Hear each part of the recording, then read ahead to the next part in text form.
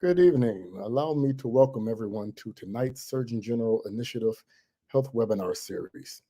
On behalf of Alpha Phi Alpha's General President, Brother Dr. Willis Lonzo III, I am Dr. Jeffrey Sterling, the Surgeon General for Alpha Phi Alpha Fraternity Incorporated. You know, I love this topic and I love the panel we have assembled this evening because it's a dangerous time in the world. And if you are someone that is anticipating traveling now or throughout the holiday season, this topic is very timely to you. And we want to get into how you can be smart and how you can be safe. So in that regard, allow me to introduce tonight's moderator, Alpha's Deputy Surgeon General for Healthcare Disparities, Brother Dr. Robert Carter. I should say Brother Dr. Colonel Robert Carter. Brother Carter is a doctorate and a full professor in the Department of Emergency Medicine at the University of Texas Health in San Antonio, Texas. He is also a colonel of medical services in the U.S. Army. Brother Dr. Carter is an elected fellow of the American College of Epidemiology and the American College of Sports Medicine, and he is a life member of Alpha Phi Alpha. Brother Dr. Carter, have a great show. I'll see you on the back end. Thanks, Brother Dr. Sterling, for that awesome introduction. I'm super excited about the panel that we have tonight and specifically the topic. As we're coming out of the pandemic, more people are beginning to travel. And it's just a time where while we are technically out of the pandemic, it's important for individuals to continue to remain conscious about their health when they're traveling, the conditions, the services, and how different cities and communities are specifically marketing to travelers. And so we have an awesome panel assembled today. Brothers are going to share with the audience tonight from various angles. From the wellness perspective, we have Brother Pettijohn, MPH. This brother has an awesome resume, works for the Food and Drug Administration in the Biologics and Evaluation and Research Division. Brother Pettijohn's vision is to empower individuals to achieve their dreams and lead a more fulfilling life, even in the face of fear. And so he's a dedicated speaker, workshop facilitator, and he often shares his expertise with community groups and churches, and has even done work with the Alpha Wives at general conventions. He's truly an expert in wellness and self-care activities. So we look forward to Brother Pettijohn sharing his expertise. And then also part of the panel, we have Brother Blake Mormon, who's a seasoned professional with over 3 decades of experience in meeting planning and over a quarter century of expertise in destination management. Truly an expert in the area of how cities and communities prepare to arrive guests. He's also supported the organization Alpha Phi Alpha for 3 decades with general conventions, regional conventions, state conventions. He's truly lended his services to both in his profession as well as to the fraternity. He's had a huge impact specifically on events and in the hospitality interest. And so we look forward to Brother Mormon sharing his expertise specifically in this area. In the post-pandemic world, there are several key trends that have emerged in wellness and the tourism industry, reflecting on the shift of travelers' priorities and their concerns. First, there's been a heightened emphasis on health and safety. Travelers are more now conscious about hygiene standards, social distancing measures, as well as wellness at destinations. This trend has led to an increased demand for less crowded spaces, more rural natural settings where individuals can escape the rural hustle and bustle. And if you travel to major cities, I'm currently in Louisville, Kentucky, what you really see is a lot fewer people in cities. So folks are now looking for other ways to escape the hustle and bustle, something they had an opportunity to experience during the pandemic. People sought those things after. Additionally, travelers are seeking destinations that offer outdoor activities like hiking, biking, spa activities, with a strong wellness component that provides opportunities for relaxation while an opportunity to stay active and become more holistic about how they manage their lives. So folks have become a lot more health conscious. So if we think about from that perspective, they folks, we witnessed individuals that were not healthy die at a greater rate during the pandemic. Also, we saw the travel industry become impacted. So a lot of things that were not on our mind as part of the travel planning process is now fundamental in our decision making. If it's not fundamental within your decision making, I hope after the conversations that we have tonight from this esteemed panel, you will become more aware of this. We also have with us John Holliday.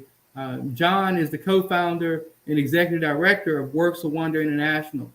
It's a non-for-profit foundation working in partnership with the International Association for Human Values.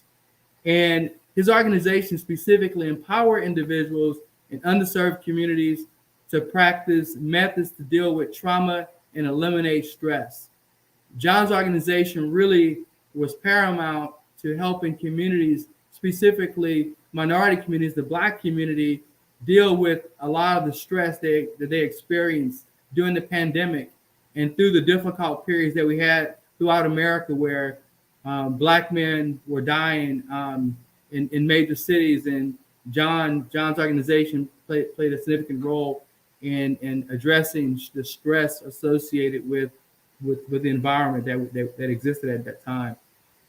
John holds a bachelor's degree in applied mathematics from Harvard College and a JD from Michigan Law School.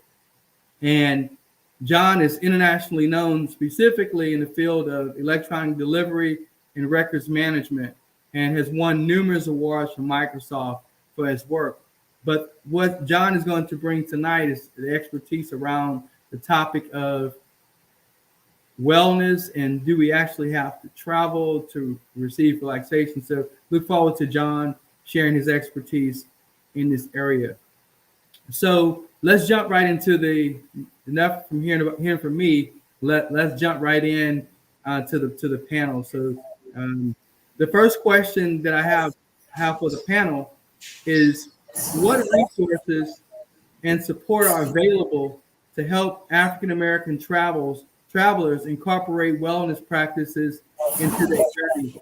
And so I'll turn to Brother Pettyjohn first to address that question, and then I'll ask John Holliday to follow up as well on that question. All right, excellent. Well, let me first I'll give some resources. Let me just start with like a definition of wellness, just to put things in perspective. Wellness is a conscious, self-directed, and evolving process of achieving full potential. Wellness is multidimensional and holistic, and encompasses lifestyle, mental, and spiritual well-being, and the environment, and it's positive and affirming. So it's a mental, physical, spiritual, holistic approach to wellness. So having said that, these are some resources that Black folks could take on their journeys while they're traveling. Let's start with some apps. You know, everyone has a smartphone. So there's the Insight Timer, you have the Liberate, you have the Calm app, and you have the Headspace. Now, Liberate is the app that's geared towards people of color. If you're interested in getting more like a retreat style of vacation, there are 3 retreat centers I went to and I recommend. One is Kripalu, which is in Massachusetts. One's Making Institute, which is in New York, and another was called Yogaville, which is in Virginia. A lot of people, when you're traveling and you want to take an online class, I recommend checking out Spiritual Essence Yoga. They offer a lot of virtual classes throughout the day. I'm also aware that a lot of folks don't want to maybe practice yoga, so I would like to recommend Results Fitness. They offer virtual and in-person classes, and if you're going on vacation, they offer classes as early as 5 o'clock in the morning virtually. And also, if you're interested, go to Audible. there's this program you can listen to called Affirmations for Black Men that you can also check out. You can do that on a daily basis. It's 20 minutes long, and you can sit there and listen to affirmations that's geared towards Black men. Also, there are affirmations for Black women also. All right, thank you. All right, John, would you mind following up on that question as well? Oh, you're on mute.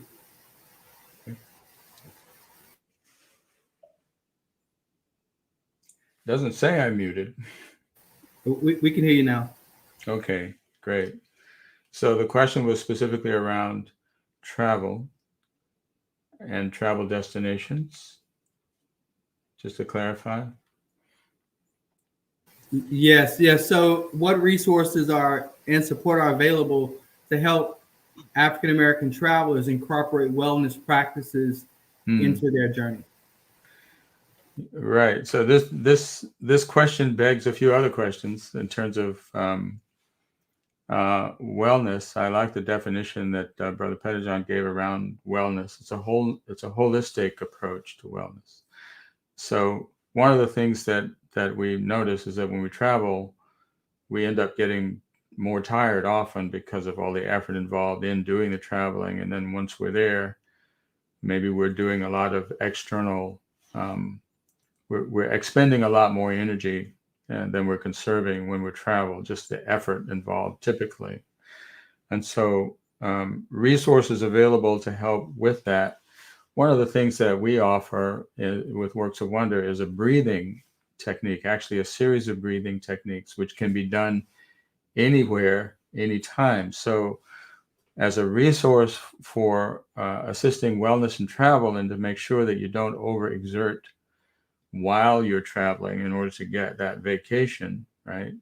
And these are simple breathing techniques that you can do in transit.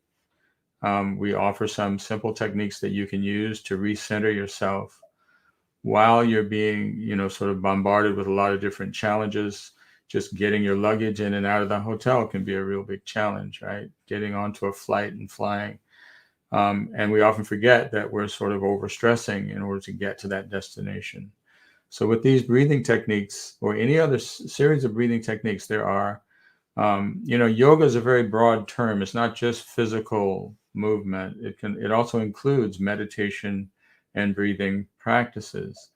And so whether you're doing a pranayama, which is meaning controlled breathing, or just simply sitting for a few minutes and observing your breath, that can help to recenter you in the midst of all the other activities that typically come along with your vacation. And that can help you maintain this sort of centeredness and awareness and quietude that you can carry through your vacation and not get to that overstressed scenario and situation. And then while you're there, again, we're big proponents of not really being dependent on anything in particular in order to practice your wellness program. So once you learn these techniques, you can do them anywhere. And so just taking the time to sit and do just 5 or 10 minutes of simple breathing exercises can be a really big resource for wellness during your travel experiences. Thanks, gentlemen. We will come back. We're going to come back more to that topic. I think that is going to be a good focal point of this overall discussion.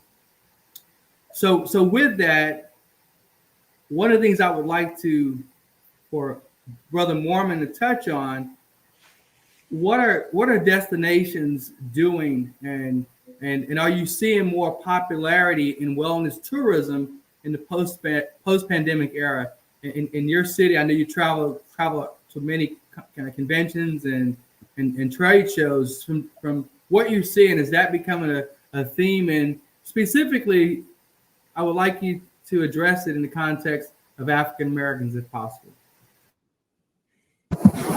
Yeah, so in particular, the trend now, in particular since COVID, The trend with all these various conventions that happen around the country is to have some type of aspect incorporated in the agenda to allow the attendees to stop, relax, breathe, as you will, and have some type of wellness factor. So when the meeting planners reach out to various cities to that they are considering for their meetings, they do want to know what type of facilities you may have in your city, what resources you may have in your city that can help their attendees relax and while they're there and think of wellness. They want to know, what the building is doing in that aspect, what type of lighting you may have that can help our attendees relax while they're there. All kinds of things, one of the biggest trends that I'm seeing in the area in which I'm in and nationally are a lot of these boutique hotels that are coming up. And within those hotels, they're smaller so that when you get there, you are not bombarded by a lot of people. They make sure that they have spaces where they may even have yoga or some type of wellness coach on staff. They want to. They have spas. A whole lot of these smaller ones. I have, the spas are coming back to be popular, and then a lot of people are just traveling just to be able to go and connect. That is a form of wellness for them. A lot of destinations that have come up. People are going back to reconnect with their roots. They may be going back to going to Africa, Kenya, and Ghana, for instance, are becoming a major place to visit for this reason. Of course, Jamaica, Mexico, and when we talk about Mexico, we're talking about more of the interior instead of these areas where a lot of tourists are all the time. And then stateside, there've always been places in the United States that have geared toward this. And I'm in the Southwestern region, so places like Arkansas, Hot Springs, or even Bentonville, Arkansas, where it's pretty much a art wellness city. And of course, New Mexico and places like that are becoming more and more popular. And African Americans are everywhere. I think, of course, from a financial perspective, the travel community has realized the amount of economic impact African Americans have on the economy when we travel. So they're welcoming us. Now, I know there's a lot of other issues going on in the country and in the world that we have to be cognizant of and make sure of our safety, but we're everywhere and we're going and we are seeking out these same type of spas and wellness opportunities that have always been there. No, that's really exciting, Brother Mormon, to hear you say that. It's good to see that often Americans are short-sighted. Something happens and then we don't incorporate it into our lives. It's really good to see a positive impact that the pandemic is having on the questions that people are asking. They're continuing to ask those, and so that's really exciting to hear. I want to kind of take those two, your remarks and then the remarks of Holiday and Pettijohn. And my next question is well, there's actually two questions that will sort of roll in this next discussion. Is that, and both of you touched on it just a bit. How has the concept of health consciousness travel evolved recently? And Brother Mormon, I think, hit on that a bit. So I'll take that question, and really I'll engage all the panel members, but we'll start off with Brother Pettijohn and then Holiday and then Mormon. You guys can definitely add to this dialogue. But again, how has the concept of health, wellness, travel evolved recently? And how does wellness tourism and sustainable travel practices intersect with the current landscape? So, and I think, each one of you kind of hit on that, but I want to pull the thread on that a little bit more. And then there's another to hit on is the cultural diversity piece. You hit on that African Americans are everywhere, and that, but there are, I know I've traveled to some of these destinations, and some of the things that would normally attract African American tourists is not there as much, right? So if you have to do that trade off, is that really an option to the whole African American community? So I'll stop there, and you guys can take bits and pieces of that, but I would definitely like us to, kind of dovetail this conversation a little bit. So, Brother Pettijohn, if you want to jump in there first.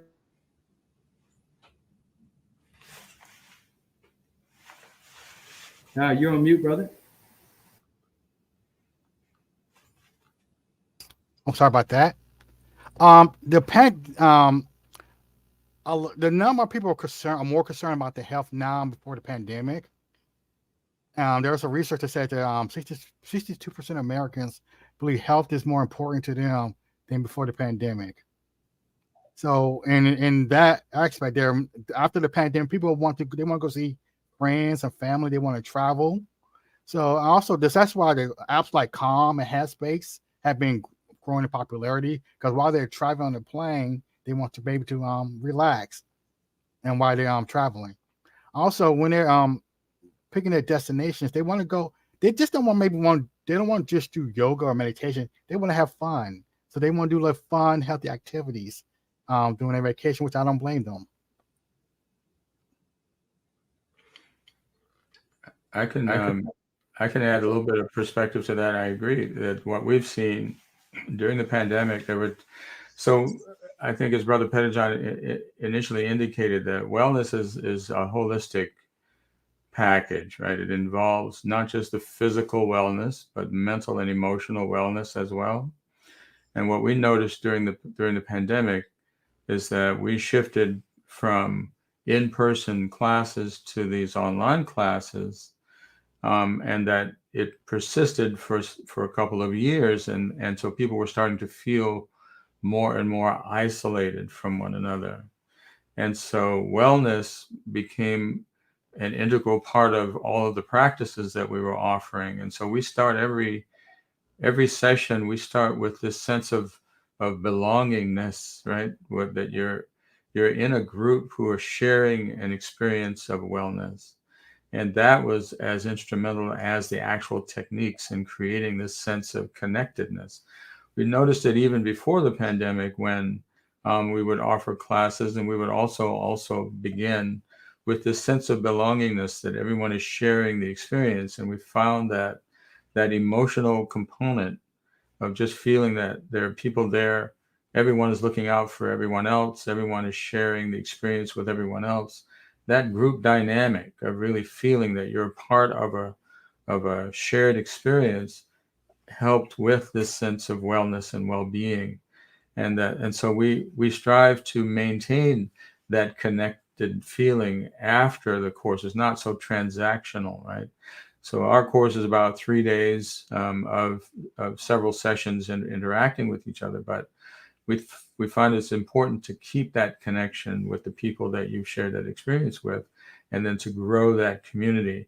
And that really ties into a lot, just to touch on the fact that, as Black Americans, this connection to our roots, right, our culture, is also very communal. It's very supportive, and that sense of well-being and wellness is in part tied to that feeling that it's a village that you're connected with, that there's that sense of isolation can be sort of suppressed or eliminated, and then you feel happier, you feel connected, you get much more joy out of the things that you're doing even every day. So I think for travel, And this is a long-winded way to say that part of our travel experience, when my wife and I had the opportunity to travel back to Africa, we went to South Africa, and immediately we were enveloped in that sort of sense of community. Even though we were not from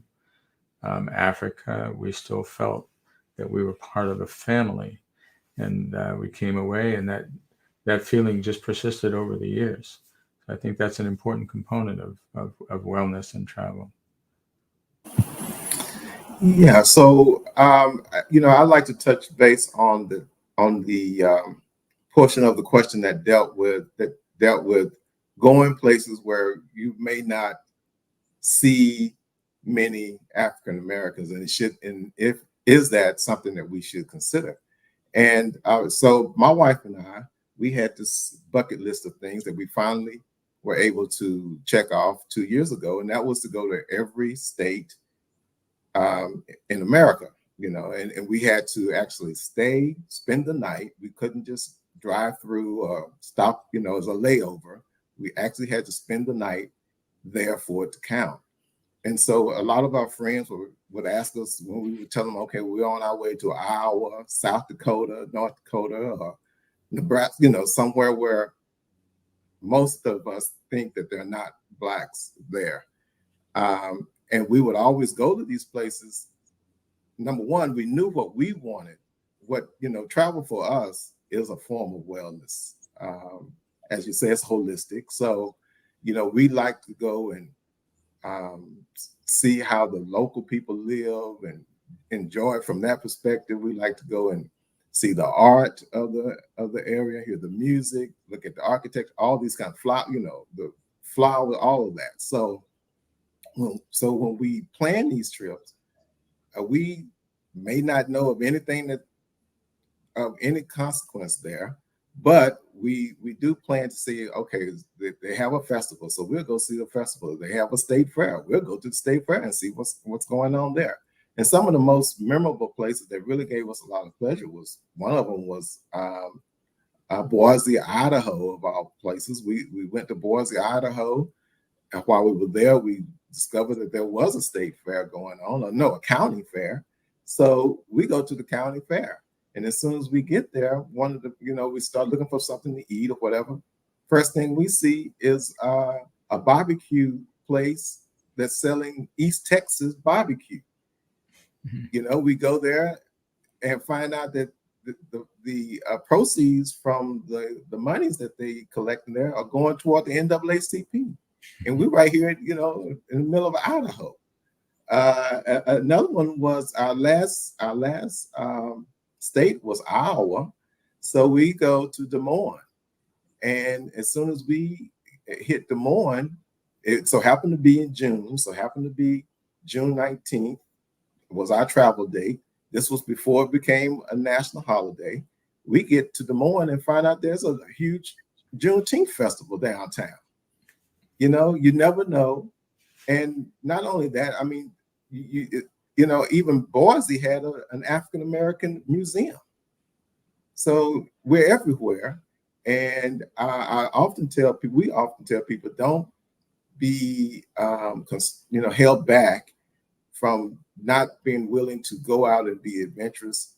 Find ways in which to make it enjoyable for yourself. And in the end, you will come out of it feeling good. And often travel, I find myself doing more physical, like Mr. Holloway said, I find myself doing more physical stuff than I do at home. I walk a whole lot more when I'm traveling. I try to eat better when I'm traveling because I want to enjoy it while I'm there and make it back home. So, this wellness thing is encompassing, and travel can help you accomplish any kind of wellness goals that you may have. No, this is. Go ahead. I just want to add on concept. The point is to make time to travel, because I think travel is it's an act of self-care. A lot of times people get caught into their jobs and they want to be the best employee. That's why in some jobs you have vacation time that allows you the opportunity to get away and travel. So I encourage everybody to travel. And at times you may be the only Black person there. Like for me, I spent 2 weeks in Colorado, in the mountains of Colorado, at a meditation retreat, and I was one or two Black folks at the whole campus. But you know what? I felt safe anyway because I knew the people, so I was okay. But the fact is, though, I knew how to make the most of it. And you're gonna get your stares. It happens. But but they maybe felt welcome and felt safe. And I got a lot out of it because I got out of my comfort zone. Once I got through the altitudes of Colorado, I was able to enjoy myself. Yeah, I want to follow up with something you just mentioned. So you said you found yourself. How do we get more people of color, African Americans, seeking vacations such as a meditation retreat in the mountains of Colorado and find enjoyment? I think, and I'll touch on another question later because I want to talk with both you and Holiday about, in fact, I'll ask the question now. So, really to both of you, how can we get more people taking vacations like you just described? And then also, when we choose to take other types of vacation, like Brother Mormon talked about, I know sometimes I feel like I need another vacation. I need to take a week of vacation and then a week to recover from the vacation. So, how can I successfully do Brother Mormon's vacation and come home and not feel like I need another vacation? So what are some things I can do in my hotel room or on the plane or just to offset that fatigue? Because I know there have been times in the past where I would actually come back home and get sick, from all of the fun and all of the travel and interacting with people. So I know that was a mouthful, but I think you guys understand. If you could just, pull the thread on that a little bit. So John, if you want to jump in first, and then we'll go to Brother Pettijohn. Okay, yeah. I mean, it gets back, I think, to the mechanics of restfulness and mindfulness in the human physiology. So, we have the sympathetic and parasympathetic nervous systems, and we're usually overstimulating. So we're metabolizing all the information, we're metabolizing all our experiences, even when we're on vacation.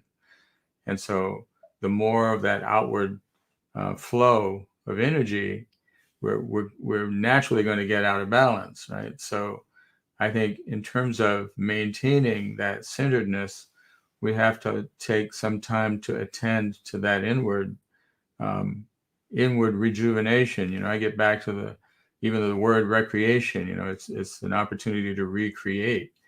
Well, to do that, you have to stop expending the energy and conserve the energy, right? We have to take so many hours to sleep, but sleep only gets to a certain level of release.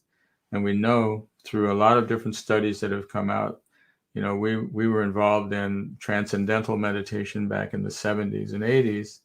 And we know that there's been a lot of research that shows that meditation takes us to a deeper level of rest, and it allows the physiology to renormalize much more efficiently than just sleep alone.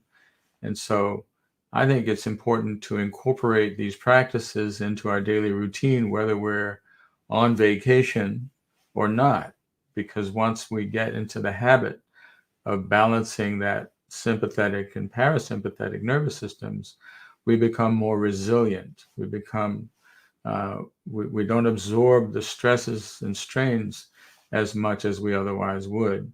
And I think that it's not a transactional request. If your question about how do we get more of our people, African American people, indigenous people, taking advantage of these technologies, it really is just a matter of education. I think just exposing people to more options, which they may not have been exposed to. That means, instead of forcing people to go away to get exposure to these different modalities, some of which they may not be familiar enough with to recognize the value of them, I think now post-pandemic, we have a broader opportunity because people are now more used to doing things online, and there are a lot of different techniques that can be brought to bear through online seminars so that people become aware of a lot of the things. Like, for example, some of the things that Brother Pettijohn mentioned, there are apps, there's specific apps that are out there that people just don't know about. And once they become aware of them, then they can take advantage of them. But more importantly, they can recognize the value of taking advantage of them. And I think we'll see an uptick in more people of color taking advantage of some of the things that have been out there. These are not new techniques. These are not new technologies for wellness. They've been here for a long time, but people have not prioritized them either because of work stress or demands, whatever, or just simply not being aware of them.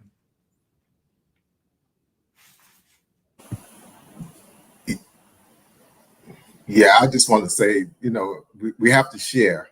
We have to be willing to share our experiences with those around us. And that's the way of teaching or making them aware of the possibilities. That's the number one thing. Also, for me personally, I'm used to being in a space where I'm not like maybe the only Black person or one of few Black people, but not everyone's just like me. So sometimes if they see another Black person there, they're more likely to attend it. So it's like they have to see somebody who looks like us. Also, sometimes you have to research these places as far as the commitment to cultural diversity. Now, I mentioned Kripalu, Omega Institute, and Yogaville. I've been to all three of those places where they had, there's a lot of Black people who are very active in those spaces. So that's why I would encourage other Black people to attend, because I've been there and I know the Black people who have led retreats in those spaces. So a lot of it is word of mouth and feeling comfortable. But sometimes you just can't wait. Sometimes you might have to go out there and venture out on your own and just do it. That's for me. Like when I went to Colorado, I knew there's no Black folks in Colorado, but there was an opportunity to get away from DC, do something different, and have a nice time. Now, as far as like the vacation, I'm a planner when it comes to vacation. I always plan before the vacation, so I might take a day off or two from work. Then on vacation, I learned not to overdo it on vacation too much. But after vacation, I take a few days off just to decompress before I go back to the office. Sometimes you need a vacation from the vacation, which is okay.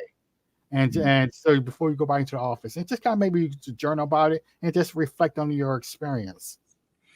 So one of the reasons, if I might just add to that, one of the reasons that my wife and I started Works of Wonder was specifically to address this issue. We were involved in the International Association for Human Values, which is connected to another organization called the Art of Living Foundation. And they offer a full holistic wellness program. And we started this maybe 30 years ago.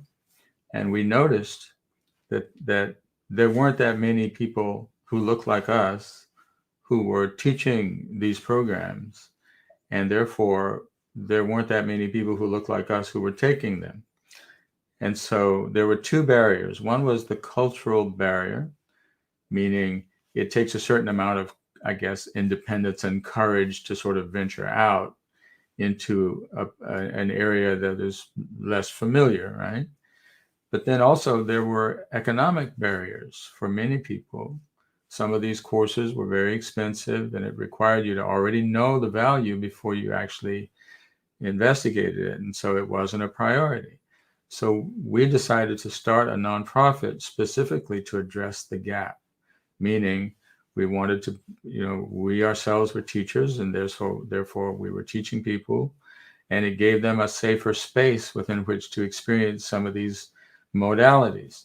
Meditation itself, when you say the word, a lot of Black folks go, well, maybe not, right? And so we began to sort of normalize that by going deeper into it and saying, look, you can meditate and you can pray, and they don't conflict with each other, right?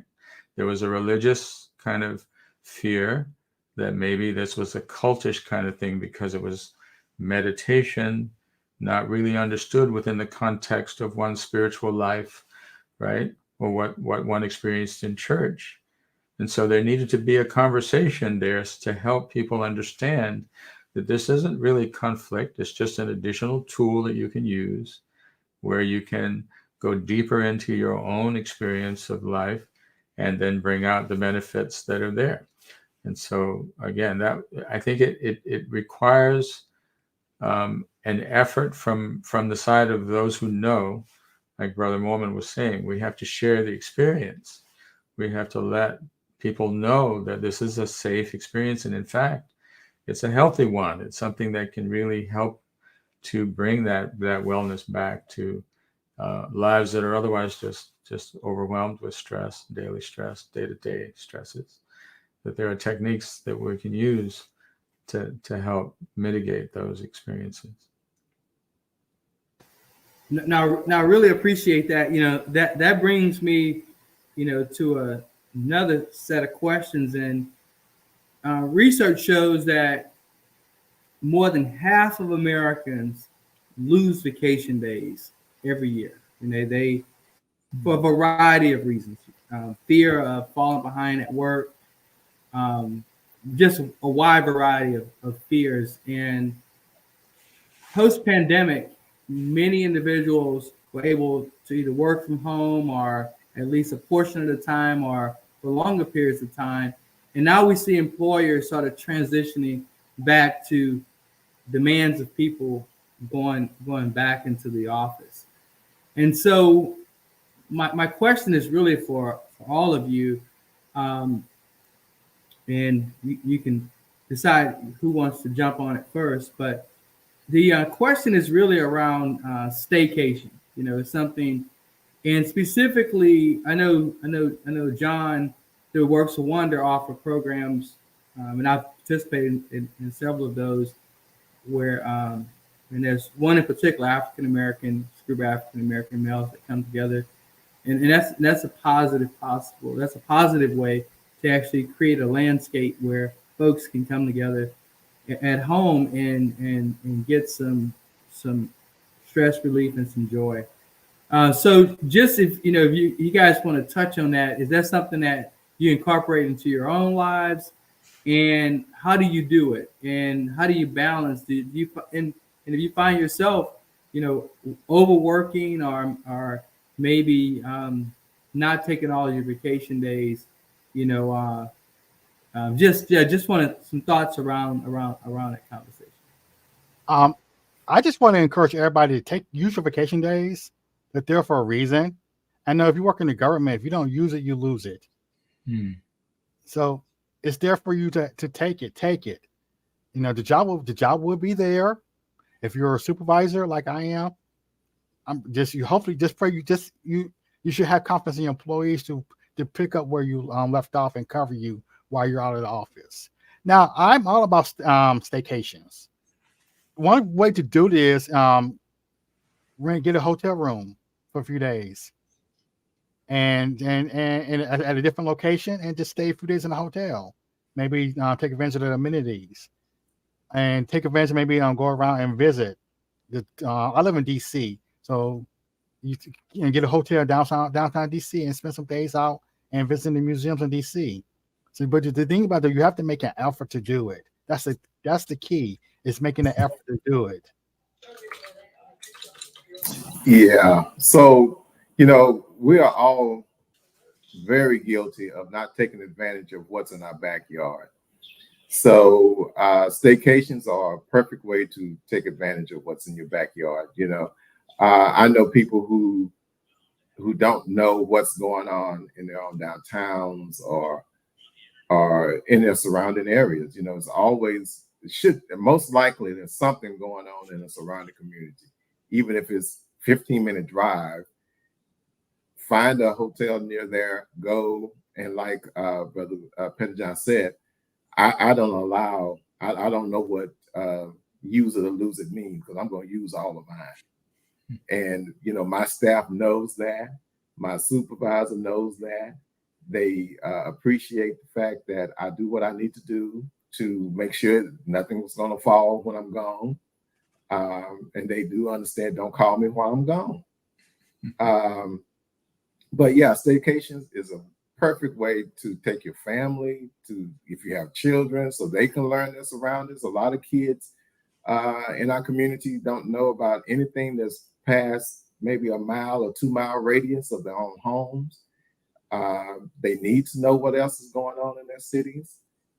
It's, make them aware. It only will allow them to grow. You will grow and be able to appreciate your surroundings. So, staycation is a wonderful deal. We don't do enough of it. I must say that about me and my wife, but we do our share of getting away when we feel it's time. So from our perspective, one of the things that is easy to do, but I don't think people have really had the experience of not talking. We're really not generally aware of how much energy we expend just through talking. And so the idea is when you have a long weekend, right, just one extra day, you could plan to go into silence for those 3 days. And once you experience it, then it becomes something that's extremely powerful, because it's almost like fasting, right? It can be that experience. My wife and I have had the opportunity to do long periods of silence in a group setting where we're literally not speaking, not taking notes, right? Not communicating so much. And then you find yourself just sort of turning inward naturally, and you're conserving a lot of energy. It's not hard to do, but it has to be sort of a structured, determined thing. And so it's a really easy, it doesn't require, you to go anywhere. You can be in your home. But if you have kids, the situation would be, collect everyone's cell phones and devices, right? Put them away for a couple of days and just go through the process of being quiet. No TV. You find yourself turning inward. Now, it's a challenge when you're in a family setting, right? Everyone sort of has to be on the same page, right? If you have really little kids, very difficult to do, right? But not impossible if you're determined to do that. And it can be a very, very rejuvenating experience, right? You just maybe Friday afternoon, you decide, okay, 6 o'clock, we're going to stop talking, and we're not going to start talking again until Sunday noontime. It's a very easy thing to structure, but very powerful way to have a powerful, rejuvenative experience together. Yeah, no, this is definitely a great discussion. And probably some people, John, was listening to that and they said, there's no way I can possibly do it. But I'll just share a personal experience. I had an opportunity to do an 8-day silent retreat when I was stationed in Germany. And I think my family members were taking a bet. They probably said, Robert can't go 2 minutes without talking. But the first day was hard. The second day was less difficult. And by the third day, I was actually enjoying not just having to a random person said, how's your day? Or thank you for that. And thank you for this. And it was truly a refreshing. I came out of that experience really feeling refreshed. And it's not something I can do every day, obviously, but I think periodically those type of experiences, is something that that could be of significant value to the overall experiences. I know we're getting a little bit close, but just wanted to give each one of you just a minute or so, just to share your thoughts around when we think about right now. It's we're in a challenging watch this. Everything from the shootings in Maine to potential global conflict, and when we think about those things, will generally have some economic impacts and others. And so when you think about like how are you preparing yourself? I mean, obviously, probably everybody's thinking about financially, but mentally, if we can't travel, I know I was scheduled to go to United Arab Emirates in December, and that trip is not going to happen. It's too much of a high risk for me, obviously being in the uniform, traveling, right now. So we're limiting unnecessary travel to some places, so due to risk. And so just wanted to basically. So what are you doing personally?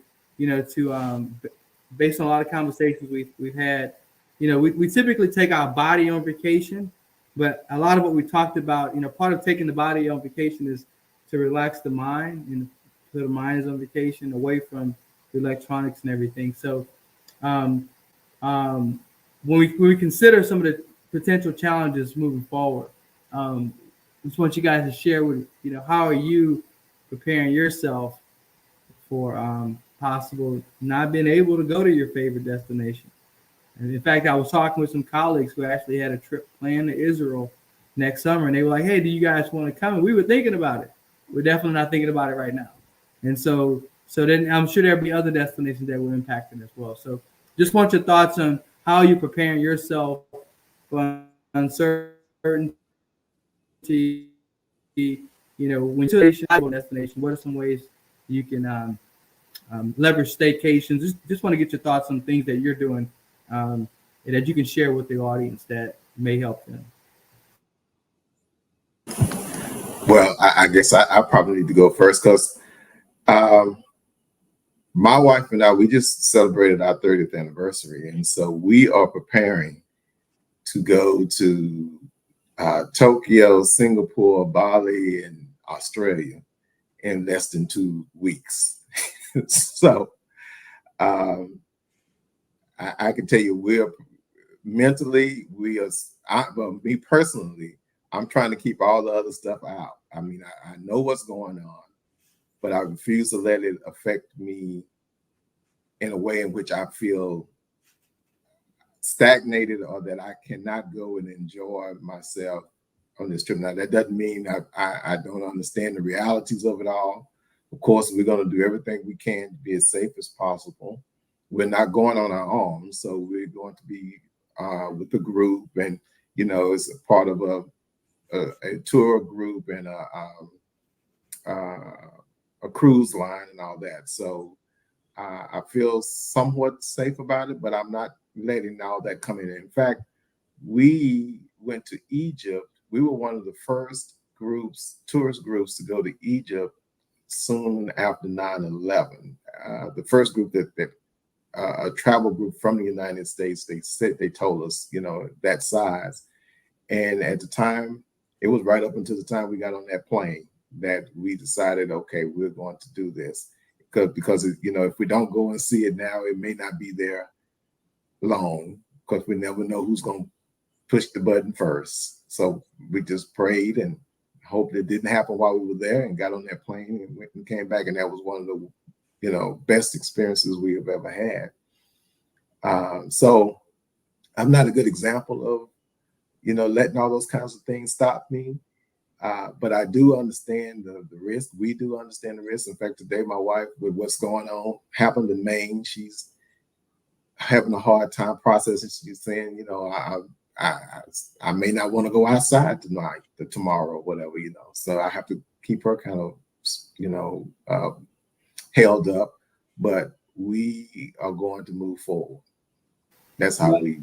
No, that's great. And I appreciate that. And you just made me think about something, education and sharing.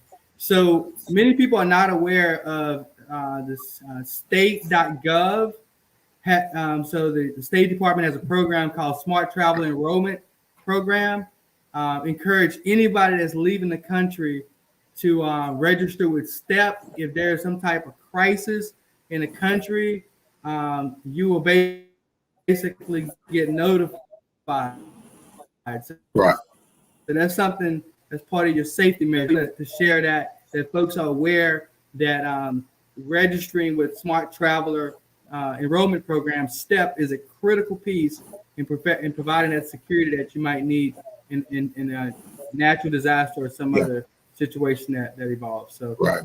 yeah, Right. I'll let Yeah. go ahead. Yeah, I just want to say thank you for that, Robert, because yes, we are enrolled in all those in that program, and I make sure that everybody knows where we are when we travel. They know exactly what plane we're getting on, when we're getting there, all of that. So yeah, you have to do what you can to keep yourself as safe as possible.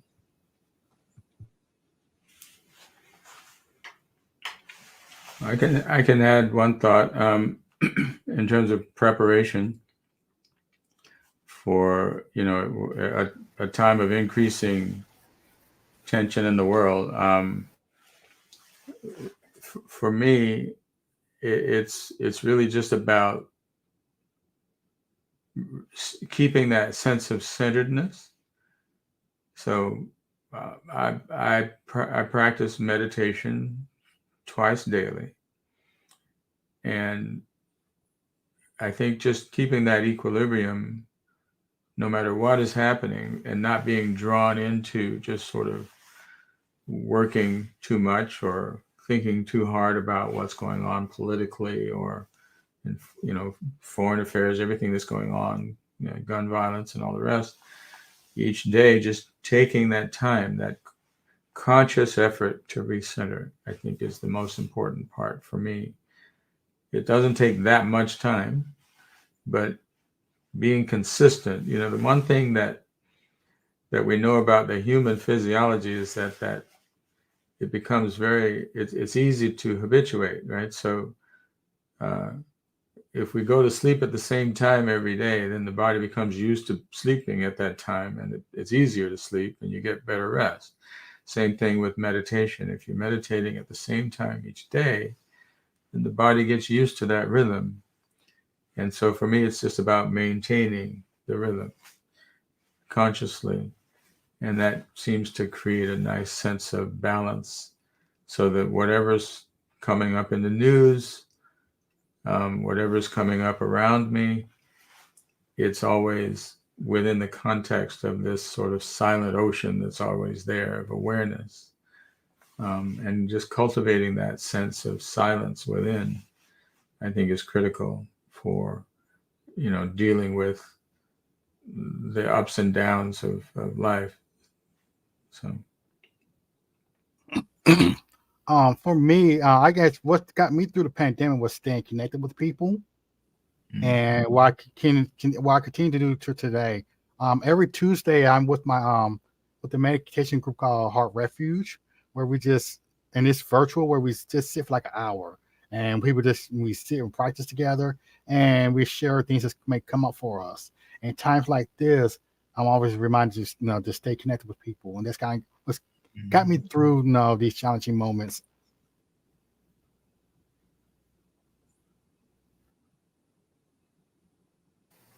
I really appreciate everything that everybody has shared tonight. I think there's some important lessons that I think the audience will take away. I learned actually a lot from the dialogue that we had, and definitely I think that we need to continue to share. Brother Mormon talked about, hey, there's a lot of stuff out there that you can go see and not be afraid, whether it's internationally or in cities across America. There's a lot of stuff for us to do. Brother Holiday and Pettijohn talked about the importance of, in that journey, doing something to manage stress before and after and kind of throughout the life. So definitely I'll ask them to share some of those resources so that, we can do that in the notes or whatever of the video. But definitely we want folks to be able to take advantage, of a lot of this stuff that can help them in their journey. But I'm done. I appreciate you guys, and I'll turn it over to the Surgeon General, Dr. Sterling, Brother Sterling, to make his final remarks.